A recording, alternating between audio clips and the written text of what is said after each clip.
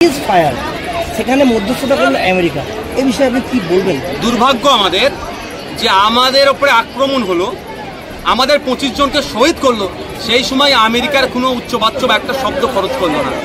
আমরা যখন আমাদের সেনারা যখন বীরত্ব দেখিয়ে আমাদের সেনাবাহিনীর মধ্যে 2 জন মহিলা অফিসারের নেতৃত্বে যেভাবে পাকিস্তানে ঢুকে ওখানকার জঙ্গি কার্যকলাপ যারা করে, সেই যখন ঘাঁটি আমরা গুড়িয়ে দিয়ে আসলাম এবং পরবর্তী পদক্ষেপের জন্য পাকিস্তান সরকারকে এই বার্তা দেওয়ার জন্য তোমার ওখানে জঙ্গি চাষ বন্ধ করো, নাহলে কিন্তু আমরা এই লড়াই থেকে পিছু পাবো না।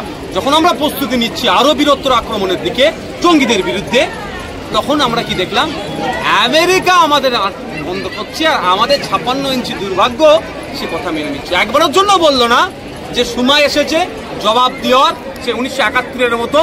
তখন আমেরিকার প্রেসিডেন্ট বলেছিল আমাদের প্রধানমন্ত্রীকে, কিন্তু প্রতি উত্তর কি দিয়েছিল, সেই দেওয়ার মতো সাহসটা দেখাতে পারলো না। দাদা, একটা জিনিস দেখা যাচ্ছে কদিন ধরে সোশ্যাল মিডিয়াতে কিছু মানুষ যারা ইন্ডিয়ার বিরুদ্ধে কথা বলছে এবং পাকিস্তানের সাপোর্টে কথা বলছে, তাদের সম্পর্কে কি বলবো? 2 টাইপের মানুষকে একটাও ছাড়াবে না। একটা হচ্ছে যারা আমার দেশে থাকবে, দেশ বিরোধী কথা বলবে, দেশকে তাদের কথাই দেশ দুর্বল, মানে মানসিকতা দুর্বল হতে পারে, তাদের ছাড় নয়। আর একটা শ্রেণীর মানুষকে যারা দেশের মধ্যে থেকে দেশের মানুষের সাথে লড়াই করে দেশকে দুর্বল করার চেষ্টা করছে, তাদের বিরুদ্ধে লড়াই সংগ্রাম আমাদের জারি থাকবে।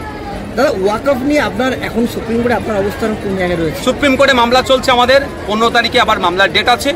আইনি লড়াই চলবে এবং সাথে সাথে মাঠে ময়দানে শান্তিপূর্ণ ধর্মনিরপেক্ষতা বজায় রেখে আমাদের এই গণতান্ত্রিক প্রক্রিয়াতে এই লড়াই চলবে। কেউ যদি বলে দেয় যে এখানে আন্দোলন করা যাবে না, তার কথা আমরা শুনবো না। সে রিকোয়েস্ট করতে পারে, রিকোয়েস্টটা কি করতে পারে, যে আন্দোলন যেন শান্তিপূর্ণ হয়। সবসময় আমরা চাইবো আন্দোলন শান্তিপূর্ণ হোক, অশান্তি দিয়ে হিংসা দিয়ে কোনো সমস্যার সমাধান হয় না। কিন্তু কেউ যদি মনে করে রাজা আর বাকি সব প্রজা এই আচরণ করলে, এই আচরণকে আমরা মানবো না। থ্যাংক ইউ দাদা।